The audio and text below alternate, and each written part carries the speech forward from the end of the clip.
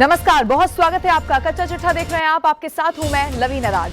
Britain ने Ukraine को 100 से ज्यादा लंबी दूरी तक हमला करने वाली मिसाइलें और 85,000 लड़ाकू ड्रोन की खेप भेज दी है। वहीं प्रेसिडेंट ट्रंप ने पुतिन को अपने सबसे घातक हथियार से डरा दिया है।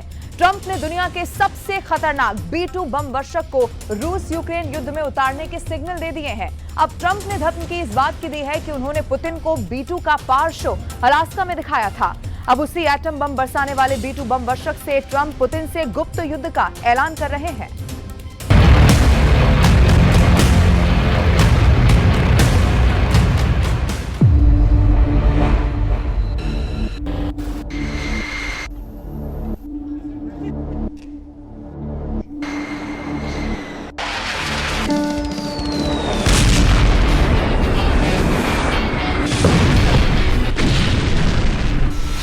रूस जला डालेगा 20 ब्रांड न्यू B-2 बम वर्षक।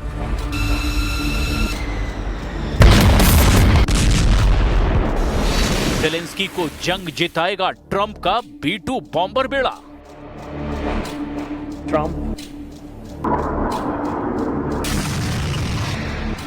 पुतिन के खिलाफ सबसे भयानक युद्ध शुरू। यूक्रेन युद्ध में नेटो के परमाणु हथियार। B-2 बम वर्षक सिर्फ नाम नहीं है, अमेरिका का बॉम्बर दुनिया के सबसे खतरनाक बंकर बस्टर बम से लैस है। सबसे विस्फोटक, सबसे विध्वंसक, सबसे विनाशकारी।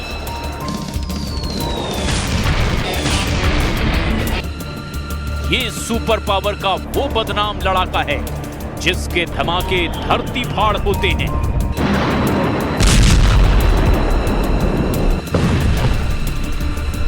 सबसे खतरनाक बम वर्षक की रूस यूक्रेन युद्ध में एंट्री का ऐलान हो गया है।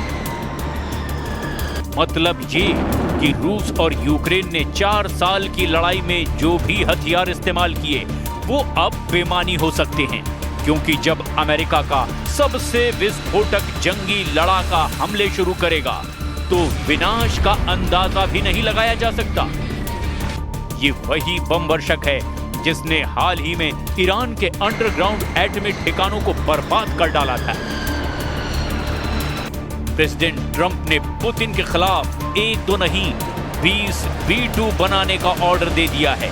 किसी को डाउट ना हो, इसीलिए ट्रंप ने ये बात खुद सबको बताई है। And we just ordered about 20 brand new B-2 bombers. It's unbelievable as a weapon. I know Putin, when I was riding with him in Alaska, we passed a lot of them. And he said, that really did the trick. I said, yeah, it did. It's amazing. The flying wing. Zelensky को Tom hoc मिसाइलें मिलने पर suspense बना हुआ है, लेकिन B-2 बम वर्षक जैसा शक्तिशाली हथियार देने के सिग्नल देकर अब रूस के होश उड़ा दिए गए हैं। B-2 बम वर्षक युद्ध में आया तो क्या होगा? क्या रूस सुपर पावर के जंगी लड़ाके के सामने टिक पाएगा? क्यों B-2 बॉम्बर का टेरर दुनिया भर में है, ये जाने उससे पहले ज़ेलेंस्की का ये दावा सुनिए। यूक्रेन के राष्ट्रपति ने दावा किया कि टॉम हॉक मिसाइल ने ही पुतिन की टेंशन बढ़ा रखी है। जब से टॉम हॉक मिसाइलों का नाम सामने आया है, पुतिन ने ट्रंप से बातचीत शुरू कर दी है। अमेरिकी रक्षा कंपनियों के प्रतिनिधियों से मुलाकात में ज़ेलेंस्की का कॉन्फिडेंस काफी बढ़ा हुआ है। ज़ेलेंस्की को उम्मीद है कि व्हाइट हाउस में ट्रंप उन्हें मुंह मांगे हथियार सौंप सकते हैं। इसकी वजह यह है कि ट्रंप को यकीन हो चुका है कि पुतिन अपनी शर्तों पर ही युद्ध खत्म करेंगे। उनकी शर्तें ऐसी है जिसे ज़ेलेंस्की कभी नहीं मानेंगे। Last week over 7,000 people were killed. That's ridiculous. And you know, it doesn't affect our country.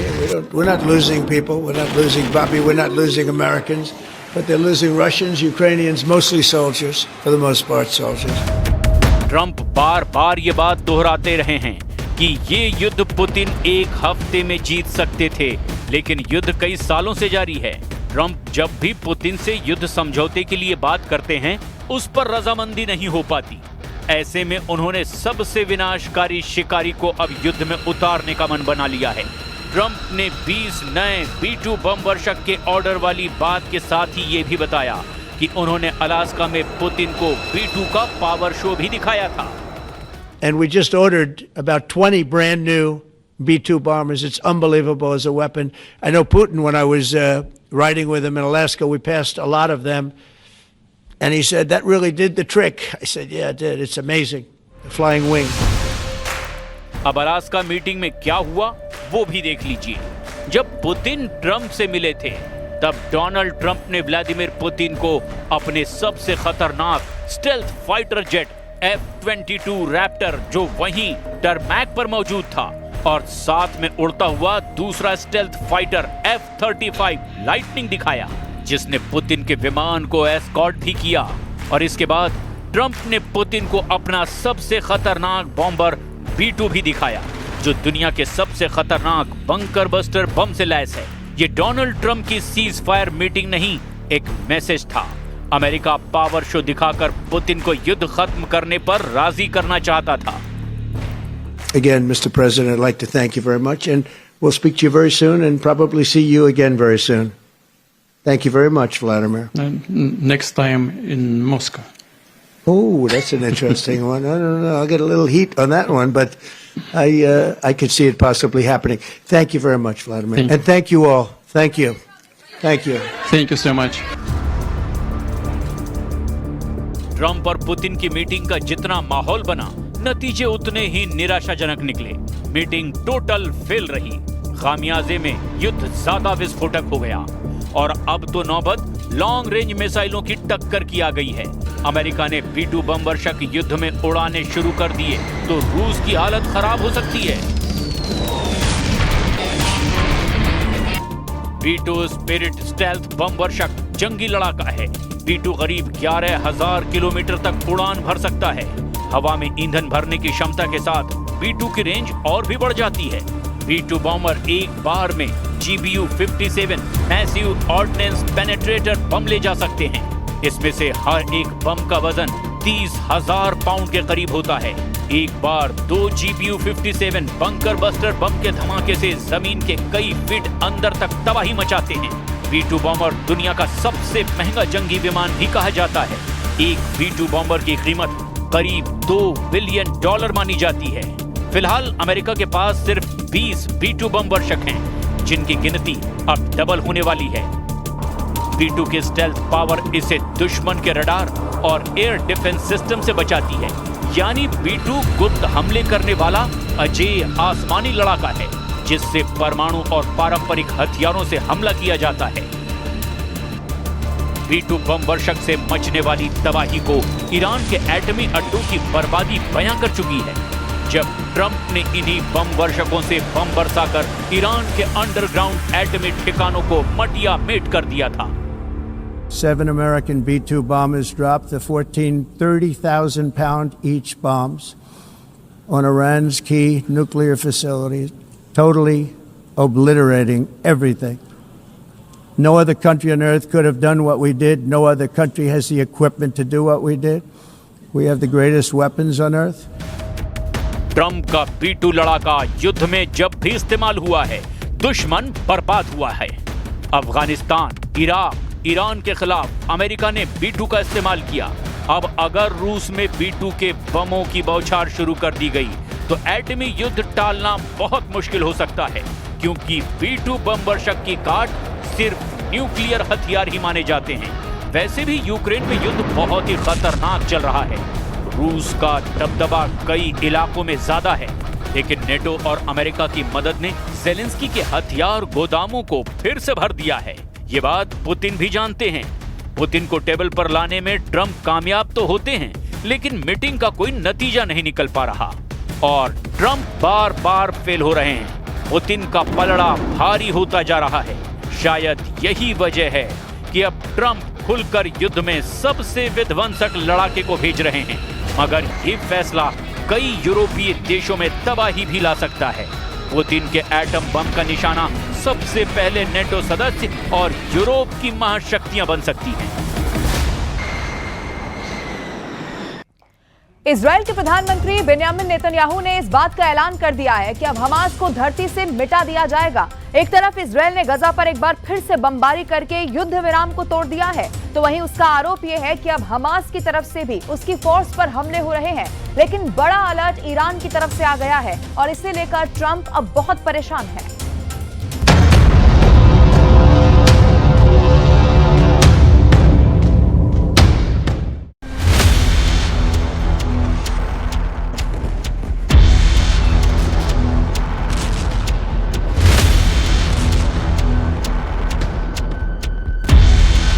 Strong statement. That's what they used to be. Said they're going to behave. We're going to find out if they behave. If they behave good, if they don't behave, we'll take care of it.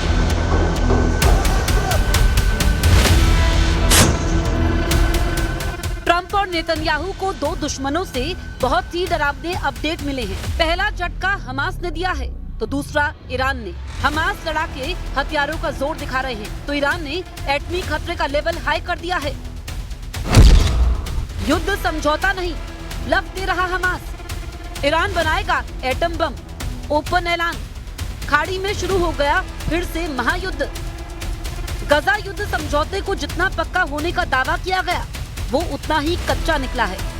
Hamas लड़ाकों ने Trump का दिमाग गर्म कर दिया है। समझौता तो है लेकिन हमास हथियार नहीं छोड़ेगा, कोई रास्ता नहीं। हमें अंदर घुसकर हमास को मारना होगा। बहुत हो गई बेइज्जती, हमास को धरती से मिटा दूंगा। इजराइल हमास युद्ध फिर उसी खौफनाक दौर में वापसी कर रहा है, जहां सिर्फ खून खराबा है, जहां जंगी जेटों से मिसाइलों की बौछार है, जहां जलती धरती और धुआं धुआं आसमान है। खाड़ी में पहले से कहीं ज्यादा विनाशकारी युद्ध शुरू हो रहा है। सिर्फ औपचारिक ऐलान की देर है, क्योंकि अब की धमकी ट्रंप ने दी है। फिर से हमास को नर्कलोक की तबाही दिखाने का ऐलान किया जा रहा है। ट्रंप और नेतन्याहू के लिए हमास ऐसा सिरदर्द बना हुआ है जिसका एक ही इलाज अब दोनों लीडर को दिख रहा है, वो है हमास का टोटल सफाया। ट्रंप और नेतन्याहू ने अब हमास को खल्लास कर डालने की कसम खा ली है। हमास पोलित ब्यूरो के टॉप लीडर ने ये तक ऐलान किया है कि लड़ाका ग्रुप किसी भी कीमत पर हथियार नहीं छोड़ने वाला है। I cannot answer with a yes or no. Frankly, it depends on the nature of the project. The disarmament project you are talking about. What does it mean? To whom will the weapons be handed over? युद्ध समझौते में सबसे जरूरी शर्त Hamas को disarm करने की थी। प्रेसिडेंट ट्रंप ने ये बात कई बार दोहराई थी। ट्रंप ने ये तक कहा था कि हमास ने हथियार नहीं छोड़े तो अमेरिका अपनी सेना गजा में भेजेगा। हालांकि उनकी किसी भी धमकी को हमास ने गंभीरता से नहीं लिया और अब साफ साफ ये कह दिया है कि हमास लड़ाकों के हथियार सरेंडर का कोई सवाल नहीं है। जाहिर है हमास लड़ाकों के हाथ में हथियार रहेगा तो इजराइल सुकून से रह नहीं सकता। पीएम नेतन्याहू इस टेंशन को अब पूरी तरह खत्म करने के मूड में है। वहीं ट्रंप ने हमास पर बराबर नजर बनाकर रखी हुई है। Strong statement. That's right. They used to be. Said they're going to behave. We're going to find out if they behave. If they behave good, if they don't behave, we'll take care of it. Israel को शक है कि Hamas ज्यादा से ज्यादा समय युद्ध की तैयारी में लगा रहा है। ट्रंप की पीस डील के ज्यादातर जरूरी बातों पर हमास अमल करने को तैयार नहीं। जैसे हमास मिलिट्री ने हथियार छोड़ने की जगह नए हथियारों का प्रोडक्शन बढ़ा दिया है। युद्ध समझौते के बाद हमास में लड़ाकों की भर्ती में तेजी आई है। हमास ने अपने सुरंग नेटवर्क को फिर से एक्टिव कर हथियारों का वहां गोदाम बनाना शुरू कर दिया है। हमास के बारूदी कारखाने में गोला बारूद, रॉकेट, बम, आईडी सुरंग नेटवर्क में तेजी से पहुंचाए जा रहे हैं। हमास का तर्क है कि जब तक इजराइल अपने एटमी हथियारों को नहीं छोड़ता वो हथियार नहीं छोड़ेगा। हमास ने ईरान के एटमी प्रोग्राम की वकालत की है। Israelis hand over the nuclear weapons inside the Zionist entity. Why is Iran being asked to hand over the nuclear weapon or the destruction of the nuclear weapon, and Israel, the Zionist entity, is not being asked to destroy the nuclear weapons it possesses? Hamas ने Iran के समर्थन में हुंकार भरी है क्योंकि Iran ने ऐलान किया है कि वो अब किसी भी तरह की परमाणु समझौते में बंधा नहीं हुआ है। ईरान ने 2015 में हुए परमाणु समझौते को सबसे बदनाम एटमी डील करार दिया है। साल 2015 में अमेरिका के पूर्व प्रेसिडेंट बराक ओबामा ने ईरान के साथ परमाणु समझौता किया था। तब वियना में हुए समझौते में ईरान, चीन, ब्रिटेन, फ्रांस, जर्मनी, रूस और अमेरिका ने साइन किए थे। एटमी डील के बाद ईरान पर लगे प्रतिबंध हटाए गए थे। बदले में ईरान ने न्यूक्लियर प्रोग्राम पर रोक लगा दी थी।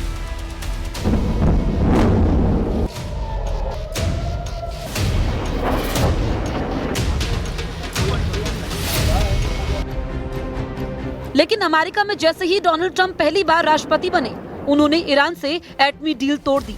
few moments, I will sign a presidential memorandum to begin reinstating U.S. nuclear sanctions on the Iranian regime. We will be instituting the highest level of economic sanction. Any nation that helps Iran in its quest for nuclear weapons could also be strongly sanctioned by the United States. America will not be held hostage to nuclear blackmail. America के अलग होने के बाद nuclear deal बेमानी हो गई। हालांकि बाकी देशों के साथ ईरान न्यूक्लियर प्रोग्राम पर डिप्लोमेटिक चैनल से जुड़ा रहा। अब एक बार फिर जब ब्रिटेन, फ्रांस और जर्मनी ने यूएन से ईरान पर बैन लगवा दिया है, तो ईरान ने किसी भी समझौते को मानने से साफ मना कर दिया है, जिससे भड़के ब्रिटेन ने ईरान को धमकी दी है। ब्रिटेन ने ईरान को सबसे बड़ा थ्रेट तक कहा है।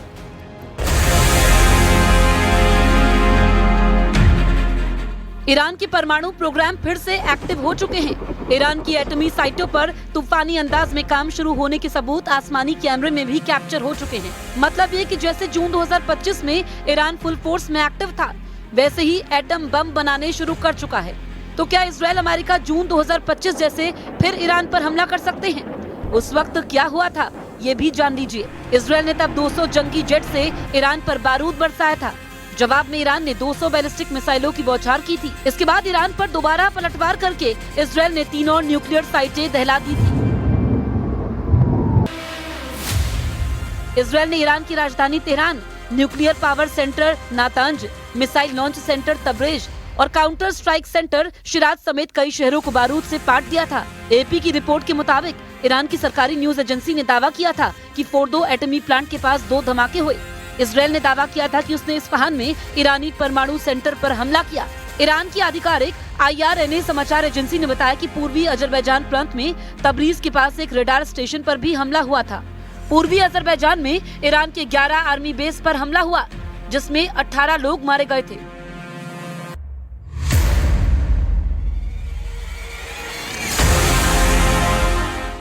इजराइल के हमले में 78 लोगों की मारे जाने की जानकारी सामने आई थी, जिसमें ज्यादातर ईरान की सेना के टॉप कमांडर्स थे और कई न्यूक्लियर वैज्ञानिकों को भी इजराइल ने मार दिया था।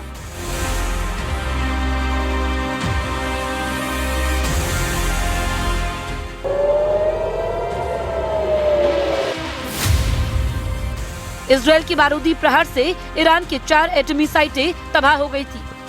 पहला नतांज, जहां ईरान का सबसे बड़ा यूरेनियम एनरिचमेंट प्रोग्राम चल रहा था। नतांज में 14,000 सेंट्रीफ्यूज से 60% तक यूरेनियम संवर्धन किया जा रहा था। इजराइल ने इस एटमी सेंटर के ऊपरी हिस्से को बम धमाके से उड़ा दिया था। नतांज में पावर सप्लाई ठप हो गई, जिससे एटम बम के सेंट्रीफ्यूज को भारी नुकसान पहुंचा। इसी तरह इजराइल ने फोर्डो यूरेनियम एनरिचमेंट फैसिलिटी को बमबारी से दहलाने का दावा किया। पहाड़ी इलाके में बने इस एटमी सेंटर में 2200 सेंट्रीफ्यूज के साथ 60% तक यूरेनियम संवर्धन किया जा रहा था। वहीं इस्फहान न्यूक्लियर साइट पर ईरान ने हमले का आरोप लगाया, जबकि इजराइल ने इसकी पुष्टि नहीं की थी। इजराइल के हमले के बाद प्रेसिडेंट ट्रंप ने खामेनेई को मैसेज भेजा था कि ज्यादा देर करना ईरान के लिए घातक साबित होगा। ट्रंप ने ईरान को तब 60 दिन की डेडलाइन थी, मगर 22 जून को ही ट्रंप ने ईरान के एटमी अड्डों को उड़ाने के लिए 7 B-2 बम वर्षक भेज दिए थे। अमेरिका ने ईरान के 3 न्यूक्लियर साइटों को B-2 से जलाकर राख कर दिया था। बंकर बस्टर बम के धमाकों से भूमिगत परमाणु अड्डों की तबाही पहली बार दुनिया ने देखी। हालांकि ईरान ने दोबारा अपने सभी अड्डों की मरम्मत कर एटमी प्रोग्राम शुरू कर दिया। ईरान के सुप्रीम लीडर अली खामेनेई ने एटमी प्रोग्राम पर अपना स्टैंड पहले ही क्लियर कर रखा है।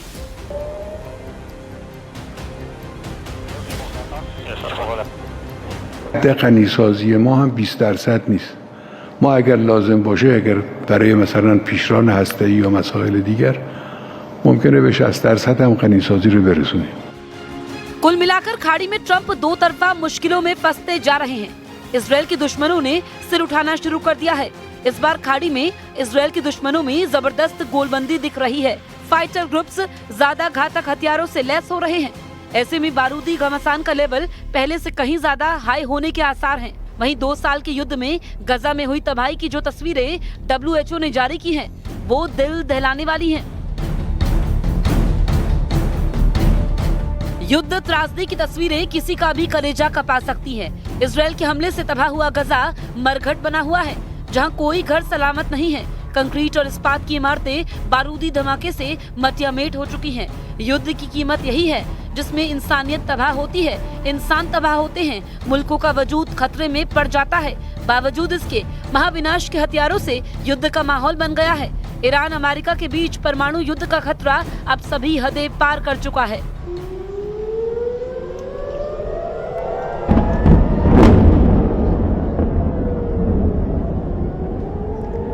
और अक्टूबर के आखिरी हफ्ते में पुतिन के खिलाफ एक बड़ा मोर्चा खुलने जा रहा है। डोनाल्ड ट्रंप और उनके साथी देशों ने परमाणु युद्ध की तैयारी अब शुरू कर दी है। पूरे नेटो से फाइटर जेट इकट्ठा होकर रूस के खिलाफ युद्ध अभ्यास कर रहे हैं। सबसे दिलचस्प बात इसमें यह है कि पुतिन को उनकी एक एक मूवमेंट की खबर है, इसीलिए रूस के अंदर 10 परमाणु बेस एक्टिव कर दिए गए हैं।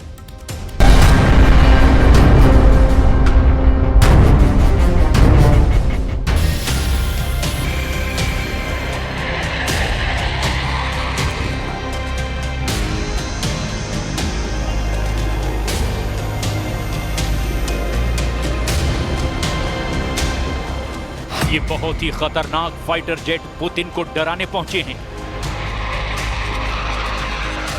ये फाइटर जेट रूस को उसकी हद बताने पहुंचे हैं। ये फाइटर जेट दावा कर रहे हैं कि नेटो के आसमान में पुतिन के घुसपैठ का मतलब होगा तीसरा विश्व युद्ध। नेटो सोच रहा है कि पुतिन घबरा जाएंगे। नेटो के दिलो दिमाग पर सिर्फ और सिर्फ पुतिन को बैकफुट पर रखने का जुनून सवार है। लेकिन क्या इन पैतरों से यूरोप की सरहद से दूर रहेंगे पुतिन? क्योंकि रूस के बॉर्डर पर गूंज रही नेटो के विमानों की गड़गड़ाहट अब मॉस्को तक गूंज रही है। नेटो की एयरफोर्स बता रही है कि वो पुतिन की चौखट पर पहुंच चुकी है और अब रूस की खैर नहीं। अमेरिका, ब्रिटेन और बाकी नेटो देशों ने रूस के बॉर्डर के पास 12 घंटे तक विमान उड़ाए हैं। आर्कटिक महासागर की तरफ से दक्षिण की तरफ बाल्टिक सागर और यूक्रेन की आखिरी सरहद तक इन विमानों ने रूस को चैलेंज किया है। 12 घंटे तक नेटो के विमानों ने रूस की जंग की तैयारियों की टोह ली है। 12 घंटे तक नेटो के विमानों ने रूस के बॉर्डर की तरफ हर मोर्चे को स्कैन किया है। 12 घंटे तक नेटो की एयरफोर्स इतनी ज्यादा एक्टिव रही जितना वो पिछले 3.5 साल में नहीं हुई, और यूक्रेन युद्ध के दौरान वो पूरी पिक्चर से गायब थी। आखिर पुतिन के बॉर्डर के पास नेटो की वायुसेना क्यों जुट रही है? डोनाल्ड ट्रंप और उनके नेटो गुट के लीडर पुतिन को आखिर क्या मैसेज देना चाहते हैं? क्योंकि ऐसी टक्कर का नतीजा सिर्फ और सिर्फ रूस बनाम नेटो का युद्ध नहीं होगा, ये पूरी तरह वर्ल्ड वॉर भड़काने वाला कदम है जिसे पुतिन माफ नहीं करेंगे। इस बात की गारंटी तो रूस बार बार यूरोप को दे रहा है। रूस पर नजर रखने के लिए भी बड़े टोही विमानों में RC-135 सर्विलांस जेट शामिल हैं। इसके अलावा P-81 भी शामिल है जो आर्कटिक महासागर के आसपास रूस की नौसेना पर निगरानी रख रहा है, जबकि RC-135 नेटो की पूर्वी सरहद पर रूस के कम्युनिकेशन और रडार सिस्टम को ट्रैक कर रहा है। इन विमानों को एयर कवर देने के लिए नेटो के फाइटर जेट भी लगातार आसमान में मौजूद रहते हैं। वहीं ये लॉन्ग रेंज तक उड़ान भर रहे हैं और बिना उतरे हुए अपने मिशन को अंजाम दे रहे हैं। इसके लिए नेटो के टैंकर विमान भी लगातार यूरोप का चक्कर लगाते रहते हैं। पुतिन को लेकर इतना ज्यादा प्रेशर यूरोप में पहले नजर नहीं आया। जाहिर है कि यूरोप के लिए अक्टूबर का महीना बहुत ज्यादा दबाव लेकर आया है, क्योंकि अक्टूबर के महीने में ही पुतिन ने लॉन्ग रेंज से कई शिकार कर डाले हैं। ये दावा उनके दुश्मन कर रहे हैं। यूक्रेन के बाद पोलैंड के साथ रोमानिया, इसके अलावा एस्टोनिया और डेनमार्क, इन देशों पर पुतिन का ड्रोन वाला खतरा मंडरा रहा है। इन देशों का इल्जाम है कि पुतिन ने नेटो पर चढ़ाई शुरू कर दी है, क्योंकि रूस के ड्रोन इन सभी देशों की एयर स्पेस को चीरकर अब पूरे यूरोप पर हमले का सिग्नल दे रहे हैं। Porque el compromiso para este año 2025 era llegar al 2%, se ha hecho un esfuerzo muy importante de